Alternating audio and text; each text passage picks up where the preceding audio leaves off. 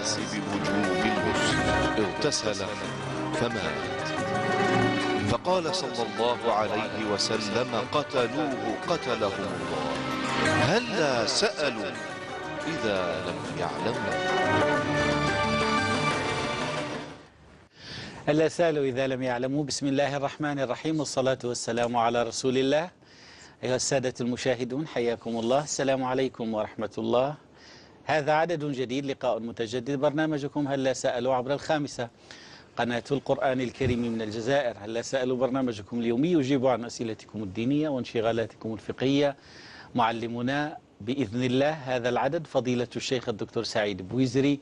أهلا وسهلا ومرحبا بكم جميعا، وبشيخنا السعيد مرحبا. مرحبا أخي أحمد، الله يبارك فيك. الله يبارك فيك.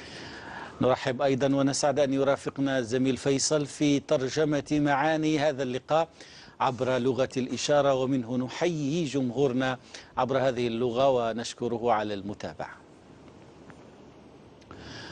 يقول تعالى في محكم التنزيل بعد أعوذ بالله من الشيطان الرجيم: وإذ تأذن ربكم لئن شكرتم لأزيدنكم ولئن كفرتم إن عذابي لشديد.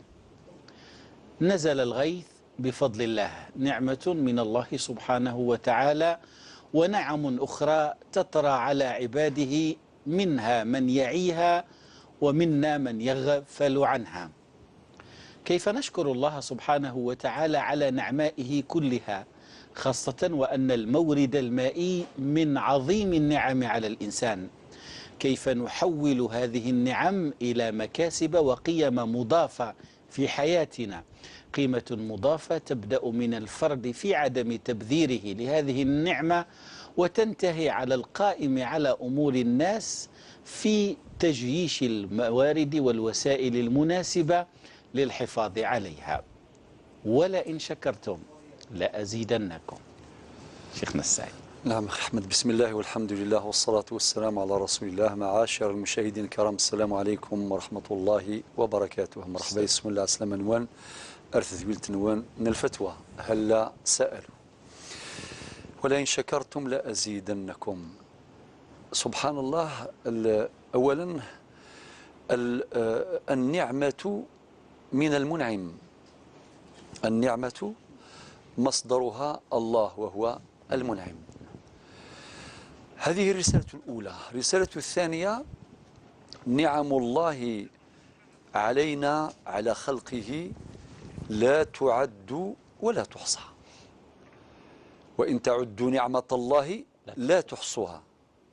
نعمة الواحدة، أي إنسان يستحضر نعمة من النعم لا يمكن له أداء شكرها، لا يمكن أن يؤدي شكرها، لأنها نعمة جليلة جميلة دائمة ترافقه طوال حياته. رسالة ثانية. الرسالة الثالثة: أحيانا الإنسان وهو يرفل في النعيم لا يشعر بقيمة النعيم، لا يشعر بقيمة النعمة. مثلا نعمة الصحة، الإنسان كي يبغى يتحرك ينوض ويروح يمشي عادي. إذا أراد أن يبصر بعينيه، يرى الناس ويرى الأجسام ويميز بين الألوان ويرى الطريق ويقرأ المصحف الذي يقرأه بين يديه ويقرأه ويرى الآيات ويقرأ الحروف وهكذا. وقد يفرق. بارك الله فيك. إذن النعمة أحيانا ينساها الإنسان قيمتها وينسى منعمها جل جلاله. لماذا؟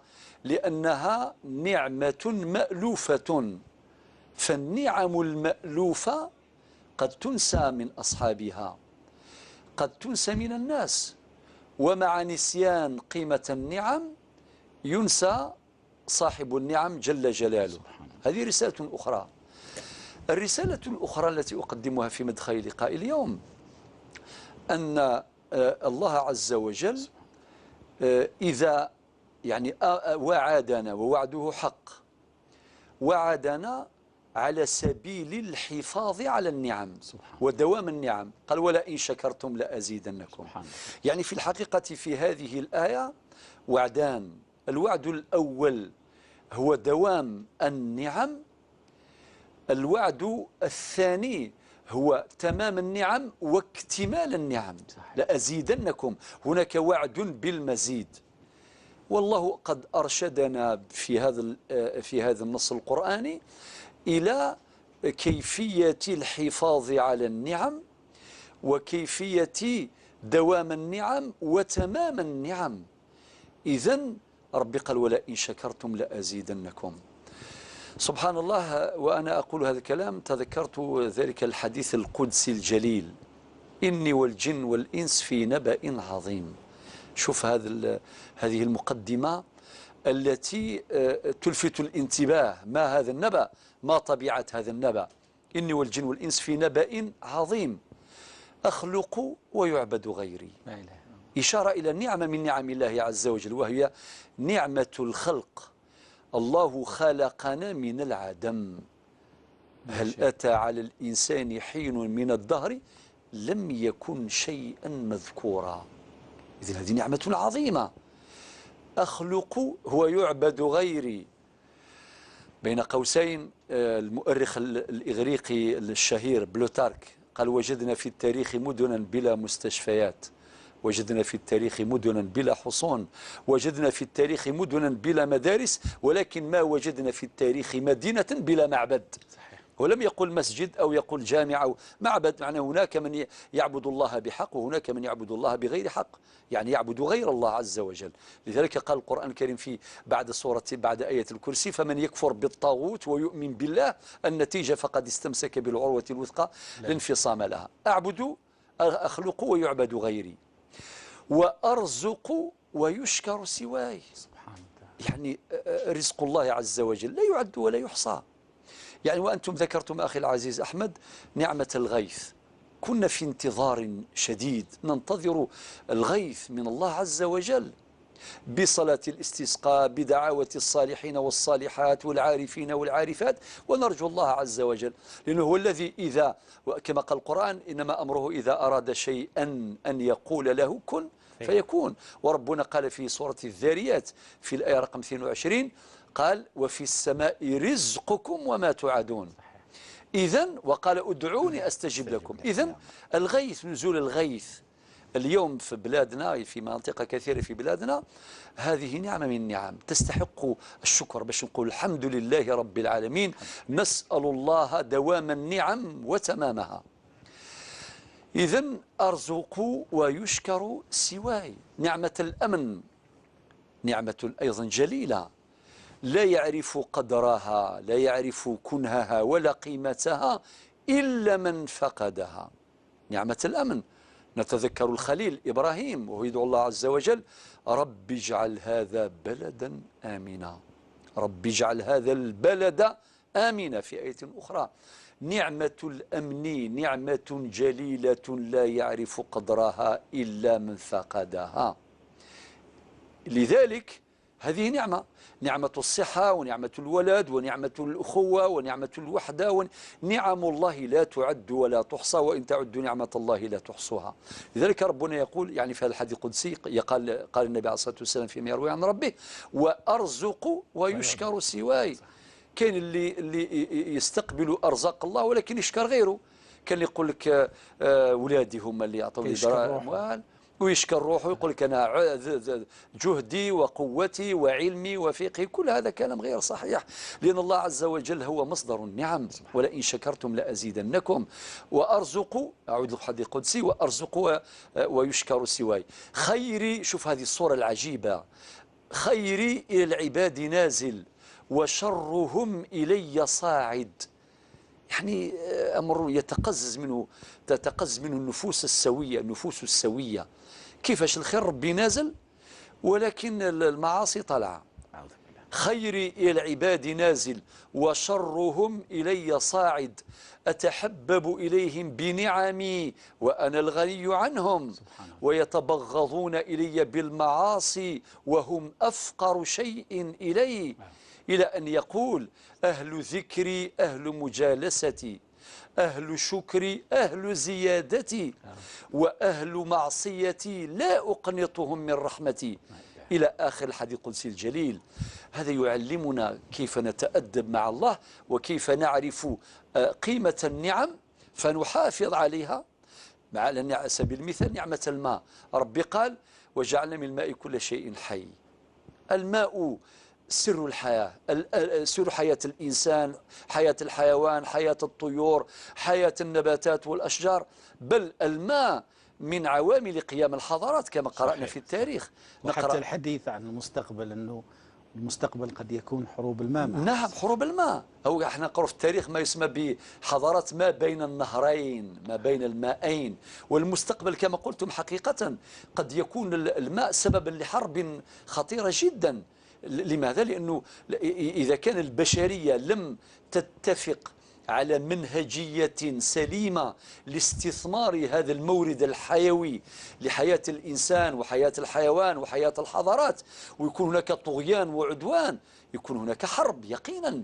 لذلك لابد ما يلزمش الانسان كي يسمع الكلام عن الماء يتفكر غير الروبين نتاع الدار ونتاع الكوزينه ويغسل المواعن وكذا. لا، لازم يكون عندنا رؤية واسعة جدا، رؤية استراتيجية مستقبلية. ما قبل الروبين. بارك الله فيك، ما قبل وما بعد. لذلك نسأل الله العفو والعافية. فنعم الله عز وجل علينا كثيرا، والله عز وجل من أسباب الحفاظ على هذه النعم ودوامها أننا نعرف قيمة هذه النعم ونحسن استثمارها ونستثمرها برشد، ثم أننا نشكر صاحبها جل جلاله ولئن شكرتم لأزيدنكم، وأن نستخدم هذه النعم فيما يحب الله ويرضاه. وهذا لون من ألوان شكر الله عز وجل. وأما بنعمة ربك فحدث. نعم. بارك الله فيكم شيخنا السعيد وأحسن الله إليكم. طبعا في هذا الحين سيغادرنا فيصل ملخص باللغة الأمازيغية ثم نعود.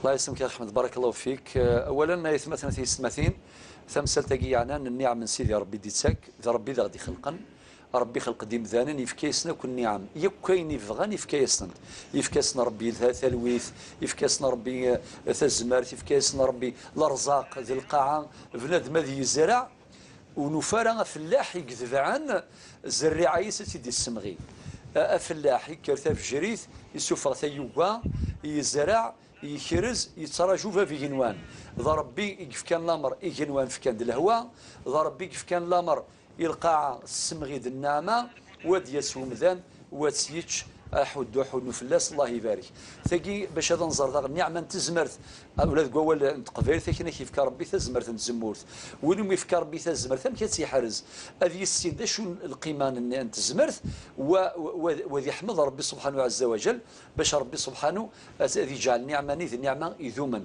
هكا اتصق مذنها التفضيف كاسنا ربي الخير وانت خير الخير ذا مقارن ولكن نوري السينا ربي سبحانه عز وجل يقوى يستعرف باللي ربي يدي رزقا وين يفغان النعمه اتدوم في اللاس اذي حمد ربي وذي شكر وذي حرز النعمه ني وربي اذا اسديرنو وذي عم في اللاس الخير اذي يغال الخير وانت خير اكا تاقي تشرعيث تاقي يتنصليث اكيد تحفظون لنا الجدود النا قرناك النعمه حرزيت ما وفن دغروم القيم بغروم يتسمنطار ذو خام يتغاضي في الحالكين ثقي النعمه ربي ذي المحال ربي ديفك البركه يوخام ما الا ثوا شولتني يزدغن دوك خامني واستكنا راه غزال واستكنا القيمه يوغرو مني خاطر ذي النعمه زرت كان يتمثل في استماثين يقول مي كرا ذيك النعمه ديني بسم الله يعني سيسم ربي ادي مكثي ربي سبحانه يقف كان الجهدي وفلاح يزرعن يقف كان الجهدي وفلاح يكرزن يقميرن يكسروثن المي ديوض في القيمه بغرو مني يجري فاسن بومذان الى قد يسين قيماس والى قد يحمد وذي شكر بابيس اكا ربي وعدت ربي ما ردي وعد مذان ذي الوعد نسيدي ربي تسيدت إنا يغيد ما تفغام النعمة أتدوم يسنث القيمة النعمة يسنث القيمة ربي سبحانه عز وجل. أكتفي بهذا البيان أخي. شكرا جزيلا. هو كلماتك بالأمازيغية كانت أقوى يعني الخطاب حول الخبز وإلى غير ذلك من حيث النعم. شكرا جزيلا شيخنا. الله يسلمك. أحسن الله إليك. نزيم عد لنا إلى فيصل. أيوة مرحبا بك فيصل. على بركة الله إلى الأسئلة. محمد بن سيدي بالعباس شيخنا السعيد يسأل عن الجمع بين الهبة والوصية. نعم يا أخي محمد بن سيدي بالعباس طبعا أخي أحمد كل ما تكون مكالمة ولا نحن قاطع يعني نستكمل ثم حتى يكون كل شيء له سياق. تفضل. طيب لك الفضل. إذا أخ محمد هو يسأل عن الجمع بين الهبة والوصية. أولا الهبة تمليك بلا عوض، بلا عوض حال حياة الواهب. يعني إنسان يمد هبة دوناسيون بالقبيل اسمها أفودو واسمها ثيكشي واسمها مصطلح آخر أفودو يعني الهبة دوناسيون. الهبة هذه مشروعة في الإسلام، يعني يقدر الإنسان يهب ما يشاء لمن يشاء سواء من ورثته أو من غير الورثة، ولكن بشرط إذا كان الإنسان مد الورثة نتاعو لازم يعدل. إذا واحد عنده 3 ذراري، عنده طفلة وزوج أبناء، لازم كي يمد لهم لازم يعدل. ودائما الحديث تسمعوه دائما، حديث النبي عليه الصلاة والسلام يقول اتقوا الله واعدلوا بين أولادكم. خافوا ربي كي تديروا الهبة لأولادكم يكونوا عادلين، ماشي واحد تعطيه له والاخر ما تعطيهولوش، يعني وناس تفكضي وناس تقصد خاطئ، يعني اعدل بين اولادك. بالمناسبه على ذكر الهبه، اذا كان الاب او الام عطوا هبه لاولادهم لازم تكون بالتساوي، يعني ما يديرش هذاك نتاع للذكر مثل حظ الانثيين. مثلا البنت يعطي لها 50 مليون والابن يعطي له 100 مليون، لا، هذه في الميراث. كي تكون الفريضه نعم للذكر مثل حظ الانثيين، ولكن في الهبه تكون بالتساوي، أليس كذلك؟ طيب، ولكن الهبة غير محددة وكذا، ولا يجب أن تكون حالة، أن تنفذ حال حياة الواهب. شيخنا مسامح لي، يعني هو التساوي الذي يحقق مفهوم العدالة. واعدلوا بين أولادكم. بارك الله فيك. التساوي الذي يحقق مفهوم العدالة، بارك الله فيك. أما الوصية اسمها بالفرنسية تيستامون. الوصية هذه أولا تنفذ بعد وفاة الموصي، ماشي في حياته. يعني يخلي وصية إما بالكلام ولا عند الناس شهود ولا عند الموثق. الآن عقد الوصية الآن يروح للنوتير الموثق ويخلي عقد الوصية. من شروطها أيضا أن تنفذ بعد وفاة الموصي، مش كما الهبة. في الهبة في حياته صح، ولكن الوصية بعد وفاته. رقم 2 أن الهبة غير محددة بمقدار، ولكن الوصية محددة بالثلث. والحديث معروف، حديث سعد بن أبي وقاص، وإن قال النبي صلى الله عليه وسلم إنك إن تذر ورثتك أغنياء خير من أن تذرهم أو تدعهم في رواية أخرى عالة يتكففون الناس. وبعدين قال الثلث والثلث كثير. وفي حديث آخر إن الله تصدق عليكم بثلث أموالكم في آخر أعماركم زيادة في أعمالكم فضعوه حيث شئتم. ثم يأتي حديث آخر مقيد لهذا الحديث يقول فيه النبي عليه الصلاة والسلام إن الله قد أعطى كل ذي حق حقه فلا وصية لوارث. بمعنى هذا قيد آخر للوصية، ما يجيش الأب ولا الأم يعطي الوصية لولاده، لا، خاطر الأولاد عندهم فريضة يرثون عن طريق الفريضة الشرعية. إذن علاش تعطي لهم الوصية؟ لماذا؟ ذلك هذه باختصار لأن فيها أحكام كثيرة الهبة والوصية. ولكن الآن نروح للسؤال مباشرة. أنت يا أخ محمد مديت لولادك بعضهم مديت لهم هبة الكبار، والصغار خليت لهم وصية. نقول لك راك غلطان على طول. إذا حبيت تدير وصية ما تديرش وصية لولادك. علاه؟ لأنه لا وصية لوارث.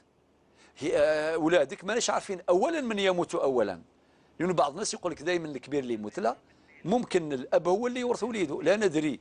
الموت ربي قال ولكل أجل كتاب، ما قالش يموت الكبير وبعدين الصغير. ماناش عارفين شكون يموت، ماناش عارفين شكون يورث الآخر، لا ندري من يرث الآخر، من المورث، من الوارث.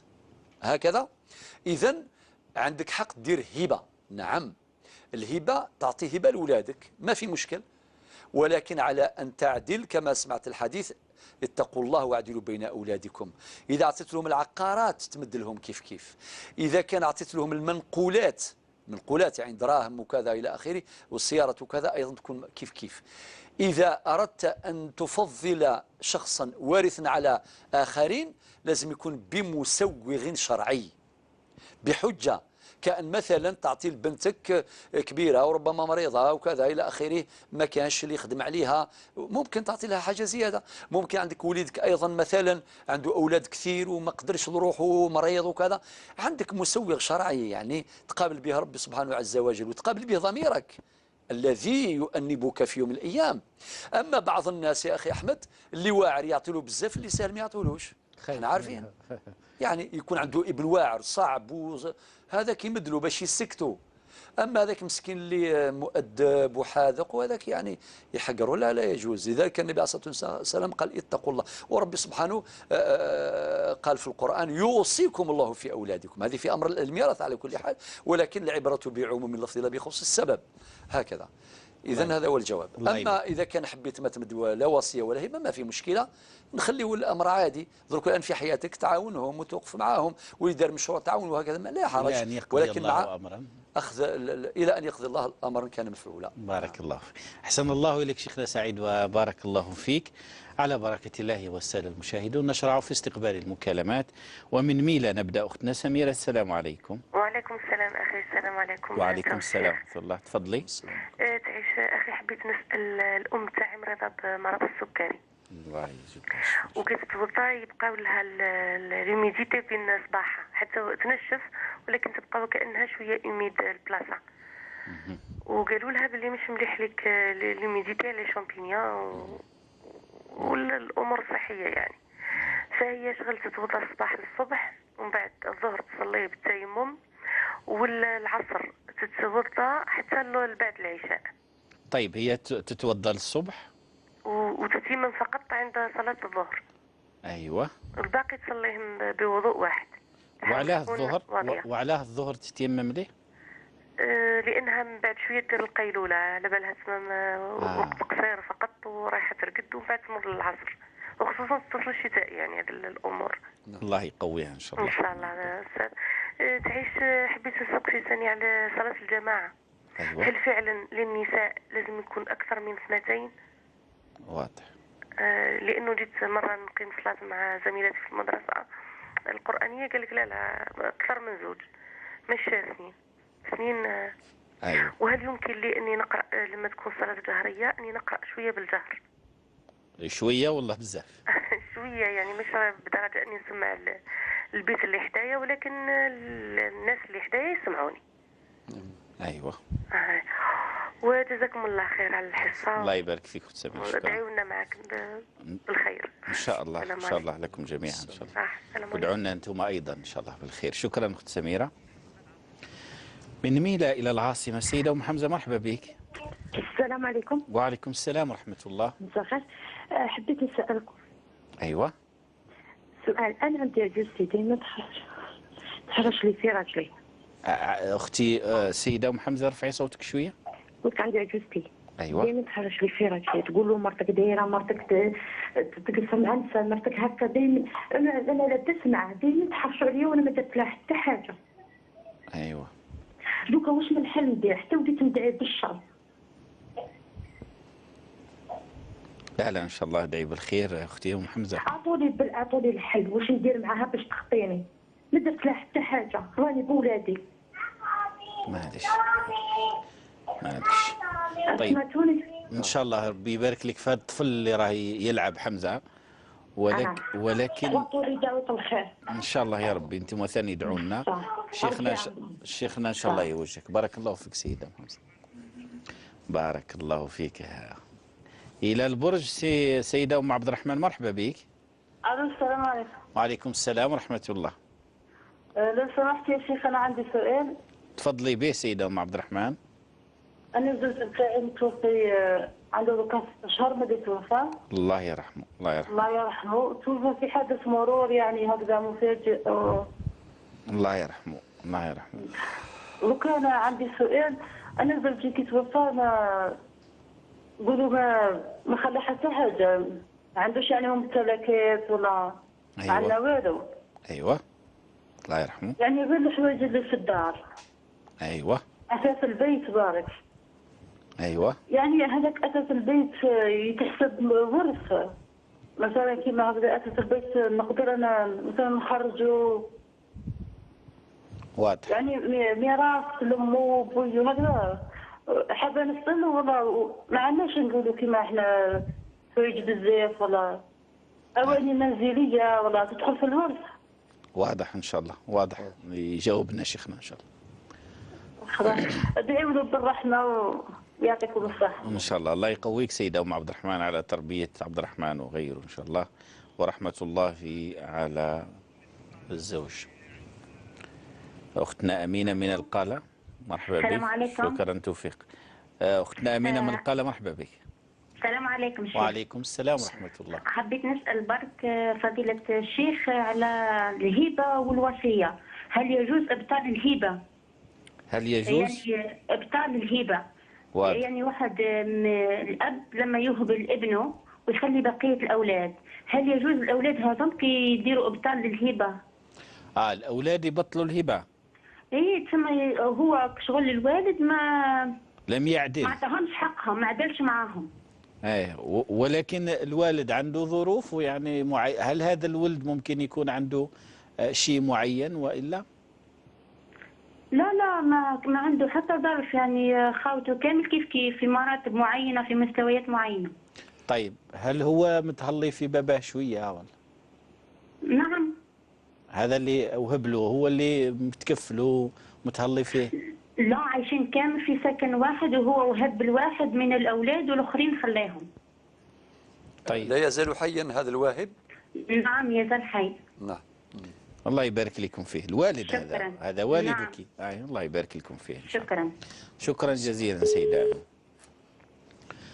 هل سالوا عبر الخامسة قناة القرآن الكريم من الجزائر، برنامجكم اليومي يجيب عن أسئلتكم الدينية وانشغالاتكم الفقهية الحياتية. شيخنا السعيد، هذه أختنا سميرة من ميلا.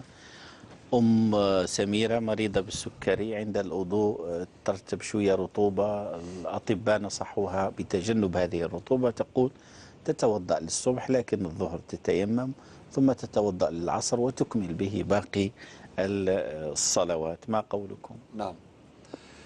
أولا كل الميلة باردة. نعم، ميلة باردة. باردة. باردة. الحمد لله. في الشريعة يا أختي سميرة هناك العزيمة وهناك الرخصة. والنبي عليه الصلاة والسلام يقول إن الله يحب أن تؤتى رخصه كما يحب أن تؤتى عزائمه. ربنا قال في القرآن الكريم يريد الله أن يخفف عنكم وخلق الإنسان ضعيفا. إن ربي هو اللي خلقنا وعلى باله بالإنسان ضعيف. سبحان الله. وفي الفقه الإسلامي كاين واحد الباب مهم اسمه باب التخفيفات. خذوا هذا المصطلح من قوله تعالى يريد الله أن يخفف عنكم وخلق الإنسان ضعيفا. باب التخفيفات هذا واش كاين فيه؟ كاين أنواع من التخفيفات. كاين ما يسمى بتخفيف الإسقاط، يعني مثلا إذا كان واحد مريض وكان في السبيطار ولازم يديروا له سيروم وكذا وهو ما يقدرش يتجه القبلة، تسقط عنه القبلة. ما نقولوش صلي القبلة، صلي وين لقيت، كيما راك في الهيئة اللي كنت فيها عادي، راك مريض ولا اللي يسافر في الطيارة ولا كذا ما على بالوش القبلة والراهي، لا يهم تسقط عن القبلة. المهم في تخفيفات الإسقاط. وكاين تخفيف الإبدال. تخفيف الإبدال منها هذا يعني بدل أنه واحد يتوضأ بالماء وهو الأصل الوضوء بالماء، ولكن إلا كاين عذر من الأعذار الشرعية كاين إبدال التيمم بالماء أو الماء بالتيمم، بمعنى ورب سبحانه قال فتيمموا وتيمموا صعيدا طيبا. طيب الآن نعود إلى الحالة نتاع الأم نتاعك، هي مريضة ربي يشفيها.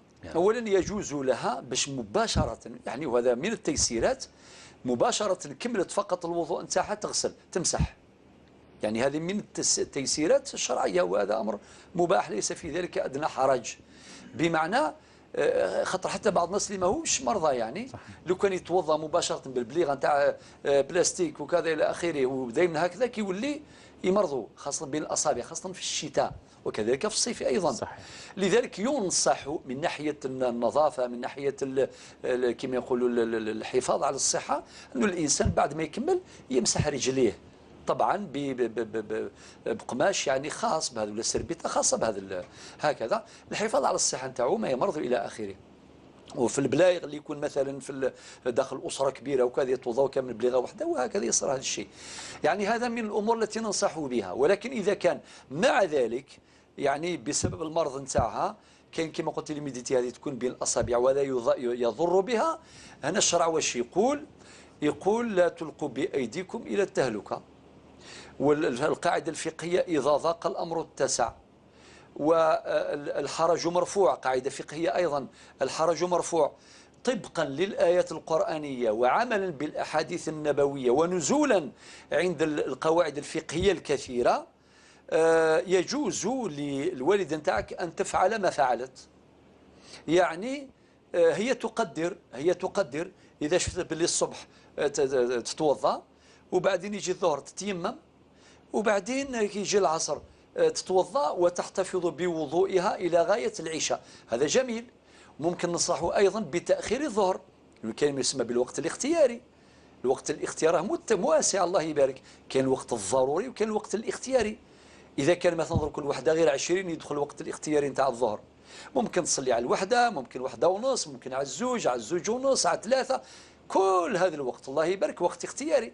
يعني ممكن تبقى حتى تصلي هذاك الوقت، تتوضا مثلا الساعة 2 ونص 3 غير، ثم تحتفظ بوضوئها إلى غاية العشاء.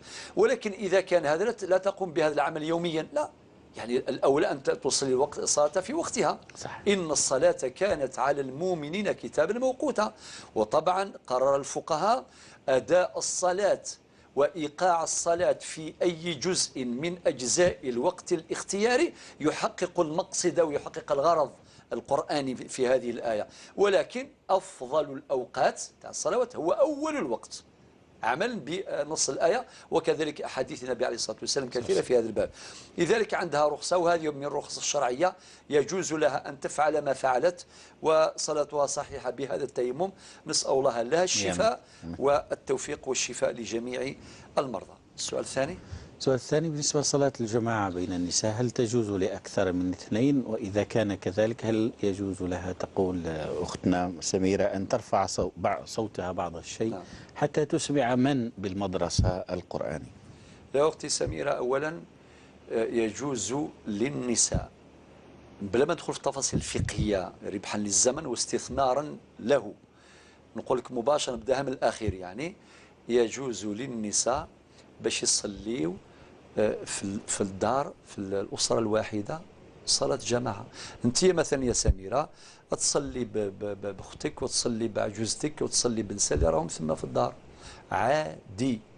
إذا كان زوجك حاضر ولا أخوك ولا أي واحد كان حاضر يجوز باش هو في الدار يصلي بالعائلة عادي، باش ما يتحرموش من أجر الجماعة هكذا. لكن أحيانا بعض الرجال ما يقدرش يروح المسجد مثلا لظرف ما، يعني يصلي في الدار ويصلي جماعة بأسرته، وهذا شيء جميل، شيء جميل. يسمعوا إمام قدامهم، إنما جعل الإمام ليؤتم به، ويتعلموا ويسمعوا القرآن ويتلاوى إلى آخره ويدوا أجر الجماعة والله يبارك. إذا كان غير نساء بيناتهم يجوز، يعني الجماعة تتحقق من 2 فأكثر، يعني كي يكونوا زوج نساء فأكثر تصح الجماعة، 2 3 4 10 واش كاين الله يبارك. فإذا أنت صليتي يعني بالنساء يجوز لك أن تقرأي، أن ترفعي صوتك، أن تجهري بصوتك في الصلوات الجهرية، يعني الصبح الفريضة والمغرب والعشاء، بما تسمعي أو بالقدر الذي يكفي باش تسمعين من كان معك. كما قلتي حذايا هذوك النساء اللي كانوا معك يسمعوا كلام ربي سبحانه وتعالى بغير بلا ما تجهري بالصوت، ولكن بهذا القدر الذي يحقق هذا الغرض، هذا يجزئ وهذا مشروع. نعم. بارك الله الدعاء فيك. بالخير إن شاء الله. ربي يحفظك يا أختي وربي يحفظ الجميع إن شاء الله. يفتح علينا وعليهم إن شاء الله يا رب جميعا. هذه السيدة أم حمزة من العاصمة شيخنا تسأل عن حماتها عجوزتها تحرش زوجها عليها، وهي تعترف أنها لم تريد بها شرا، ولكن هذه أمنا هذه الحمى الكبيرة لم تتركها في حالها. هي تقول كيف أتصرف وكأن الشيطان بدأ ينازعها في أن تفعل أشياء ما هيش مليحة. بما تنصحها شيخ؟ أم حمزة، أرجو أن يعني تتقبلي هذه النصيحة، والنبي عليه الصلاة والسلام يقول الدين النصيحة. أولا ننصح كل الحموات كل العجائز، نقول لهم خافوا ربي في ولادكم وفي عرايسكم، انه في النهايه اذا كان راك تحرشي وليدك على زوجته، يعني شكون اللي يرتاح؟ راك تخربي بيت وليدك، يعني في النهايه وليدك راه خاسر.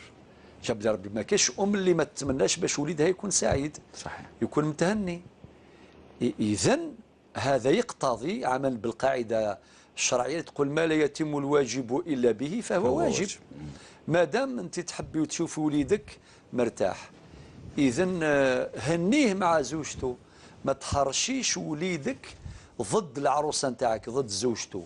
هذا امر لا يجوز. ثم انه يعني لا قدر لا سمح الله لو كان يعني يوصل هذا التحرش هذا نتاعك باش يولي يطلقها ويخلي هذوك ذراري يتموا، يعني ما غدوه يجي الطفل هذاك يعني وليدك بعد 20 سنه ويعاتبك ويلومك ويسالك، يقول لك يا جده لماذا كنت انت السبب باش بابا يطلق يما؟ فماذا تقولين؟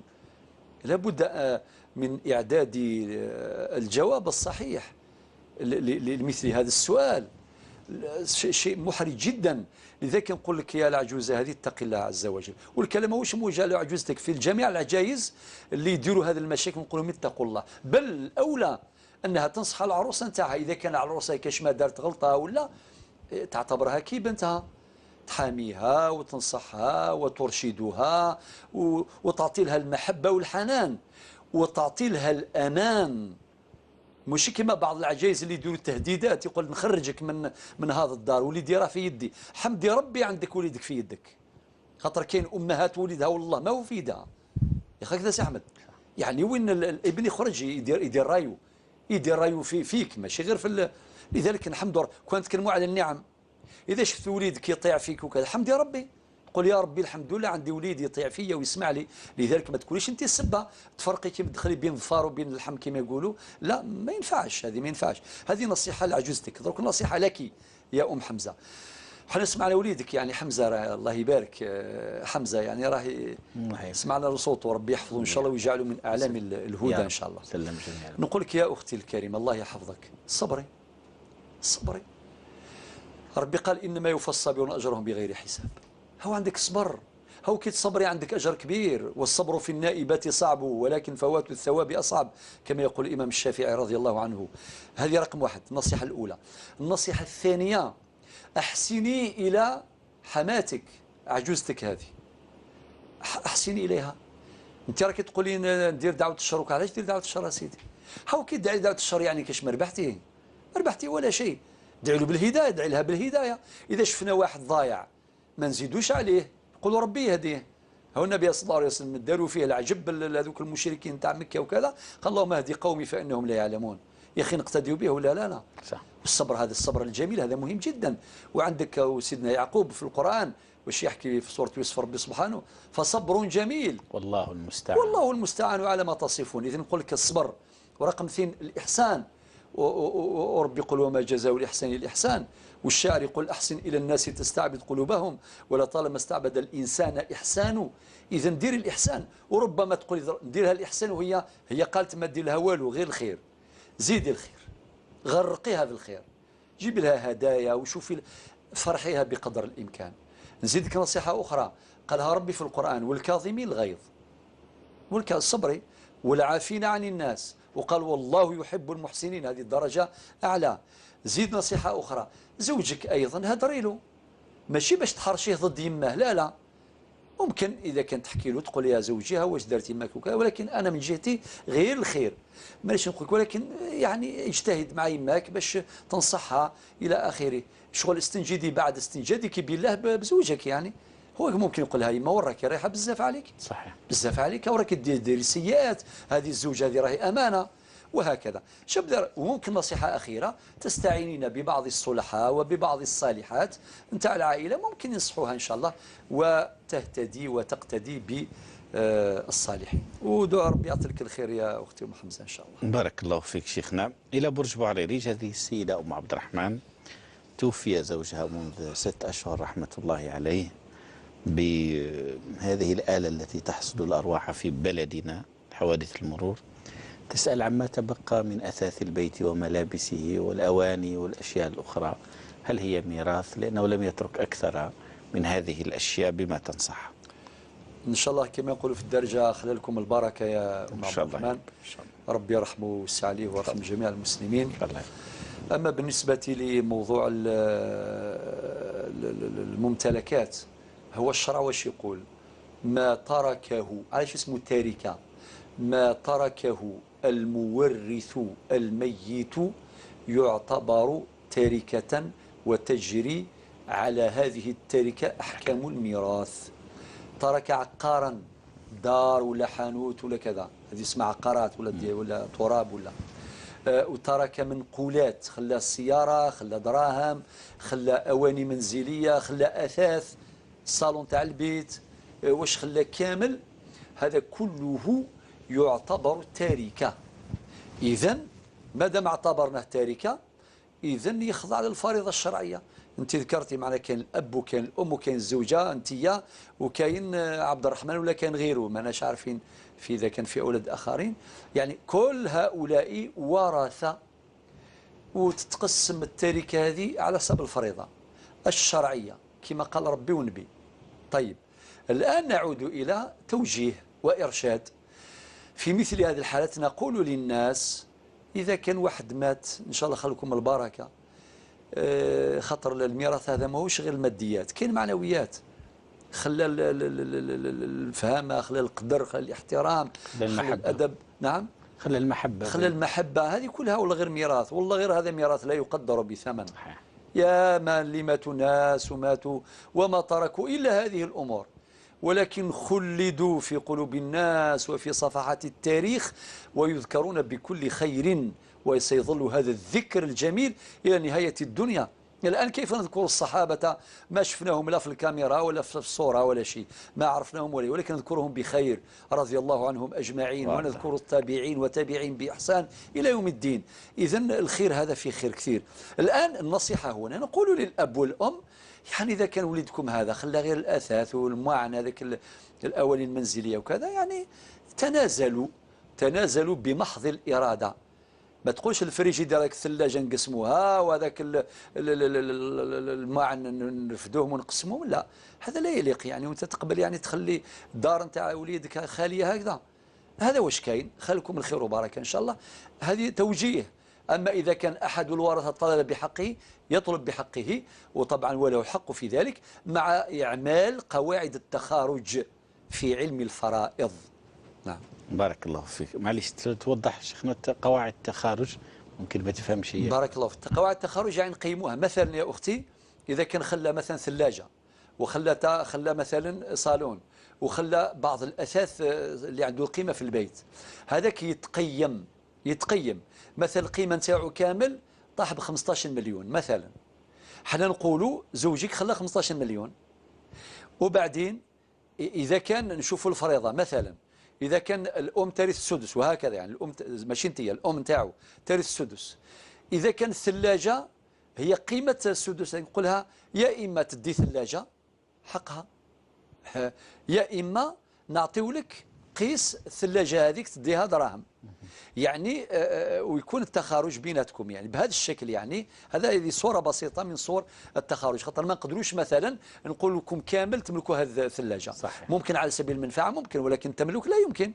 ما نقولوش مثلا عندكم هذاك الاثاث المنزلي نتاع ما نقدروش، فبالتالي يمكن الاستعمال يبقى غير الاسره الواحده. انت تتمنى باش الاثاث هذاك تستخدميه انت مع اولادك في داركم، هذا ما كان، لا تنافسون من قبل الآخرين يعني هكذا. فبالتالي إذا كان هناك حرج، والحرج يرفع عن طريق إعمال صور التخارج التي يمكن أن نطبقها، ويكون مخرج من في الشريعة، ما كان حتى حرج في هذا الباب، ولكن توجيهنا هو ما ذكر.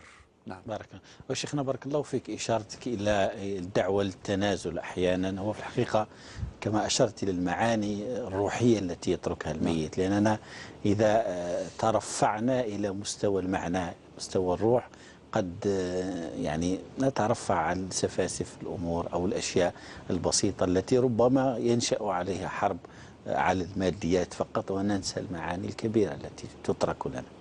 بارك الله فيك. يعني وثني على كلام أخي أحمد بارك الله فيك يا أخي العزيز، هو تثمين الميراث المعنوي.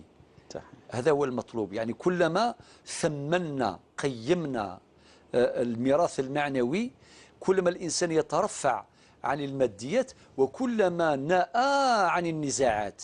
لأنه وين يتنازعوا الناس؟ الميراث المعنوي ما كانش اللي يتنازعوا، قال مرحبا به ما شاء الله، خلى المحبة نتحابوا جميعا، خلى الاحترام والتقدير الله يبارك، انت تقادري مواليه وهما يقدروك يحافظوا لأنك انت أمانة مع أولادك. هذه المعاني. أما إذا كان هذه الأمور غابت يوليو الناس يختلفوا على المتر نتاع تراب، يختلفوا على السيارة نتاع 30 مليون، يختلفوا على ربما كما مش عارف الطبسي يختلفوا عليه، يعني شكون يدي الطبسي الابيض شكون يدي الطبسي الكبير. لا اله الا الله. يعني لذلك يعني وربي ثم يقول يا اختي الكريمه ربي قال ولله ميراث السماوات والارض. حنا كاع نموت وربي اللي يورث كل شيء، في النهايه هو الوارث الحقيقي. وخاصه في مثل هذه الظروف يعني نرشدوا باش يتنازلوا بكل طيب نفس ان شاء الله، بطيب نفس. نسال الله الرحمه لزوجك ولجميع المسلمين. يا رب ربي يرحمهم جميعا ان شاء الله، خاصه حوادث المرور هذه التي تاخذ منا الكثير. نعم.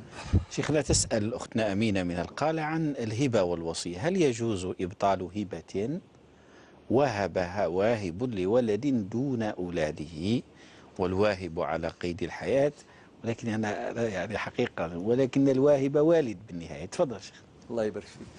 الأخت أمينة وهي تسأل، تذكرنا حديث النبي صلى الله عليه وسلم نعمان بن بشير قال النبي عليه الصلاة والسلام يعني هل منحت جميع ولدك، وفي رواية أعطيت وهبت، يعني روايات الحديث متعددة. فقال كلا.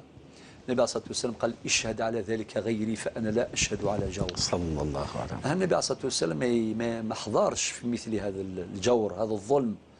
لو كل الولد أعطاهم عطيات، كل واحد أعطى له الله يبارك اتقوا الله واعدلوا بين أولادكم، معليش. أما واحد يعطي له والآخرين ما يعطي لهمش، هذا خلل. لماذا؟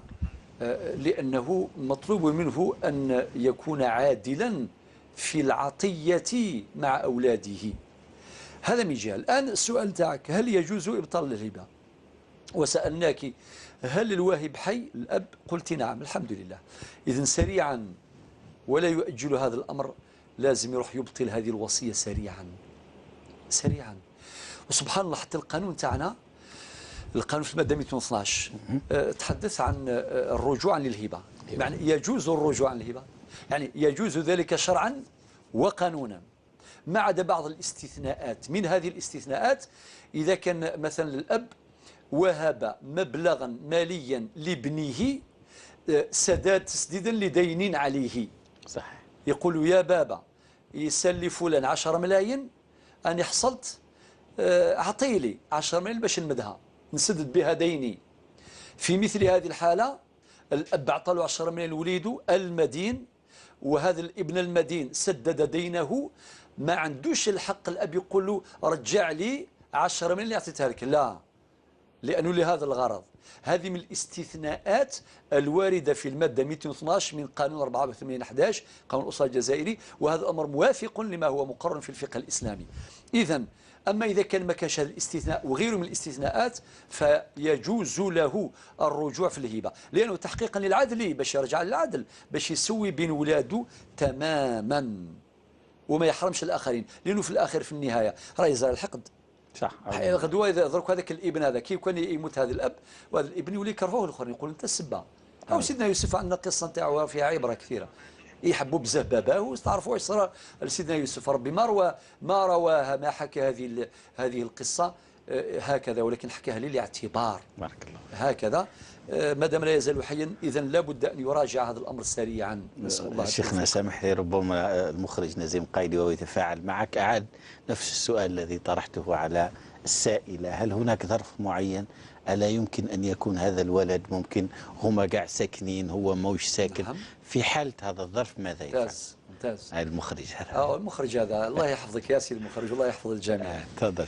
واش نقول لكم يا أخي العزيز؟ نقول له دائما لكل قاعدة استثناء، والاستثناء لا يقدح في القاعدة بل يؤكد عليها.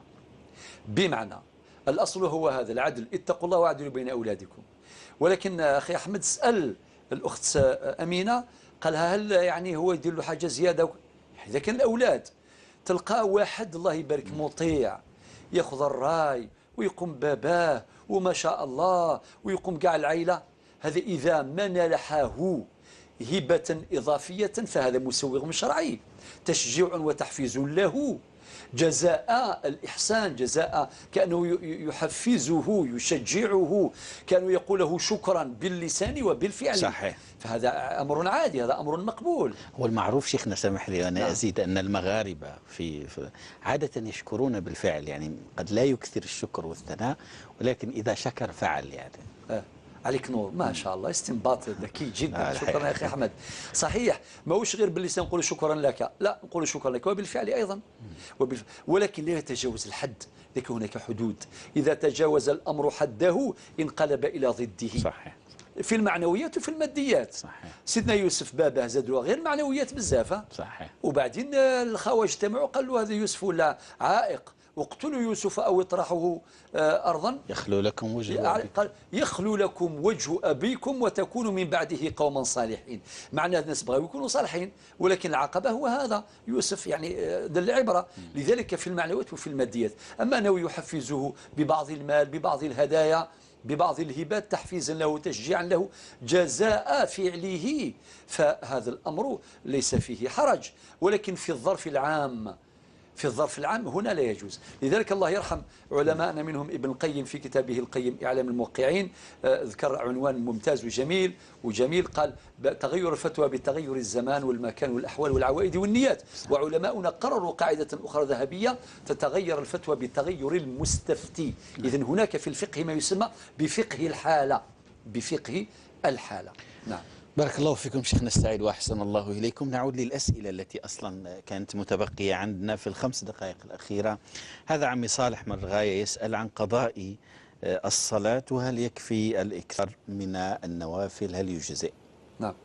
أولا يا عمي صالح، قضاء الصلاة، من لم يصلي في الوقت الذي يجب أن يصلي فيه حينما بلغ سن التكليف فذمته مشغولة بالصلاة.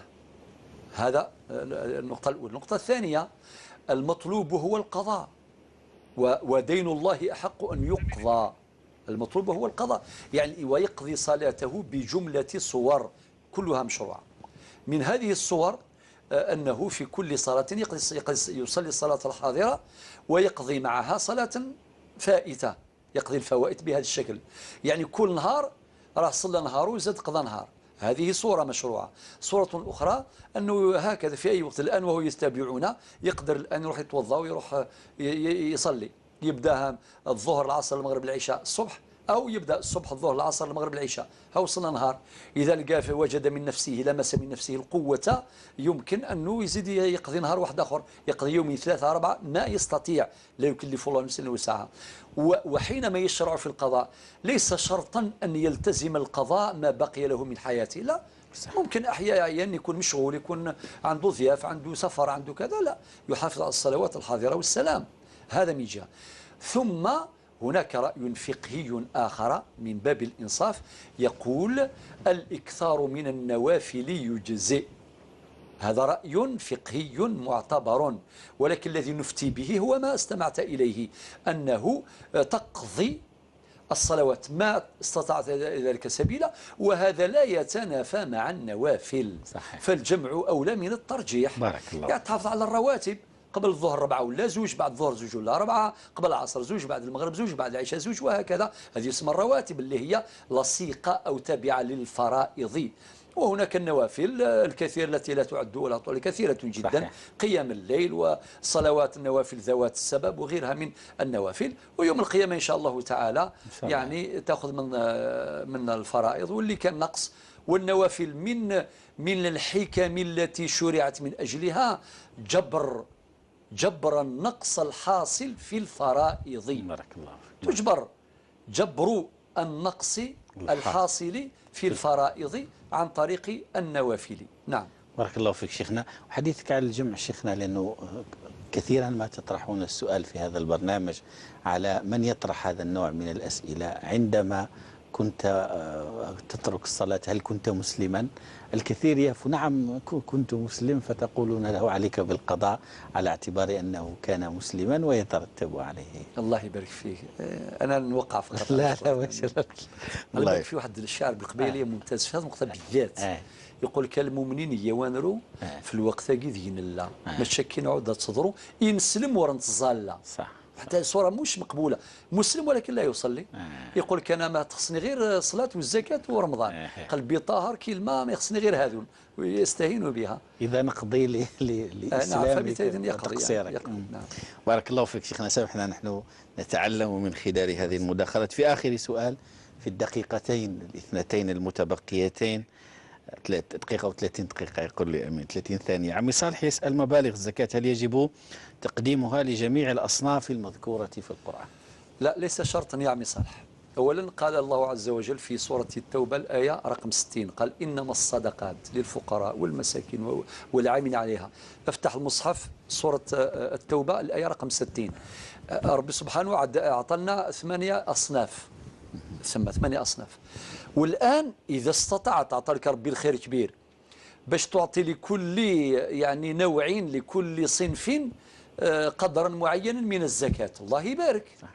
وإذا كان ما قدرتش ممكن تعطيه لمن يستحق، الفقير المسكين الغارمين حسب الحالة اللي عندك، ونسأل الله القبول. شيخنا السعيد بارك الله فيك وشكرا على هذه المرافقة الطيبة. سادة المشاهدون بارك الله فيكم.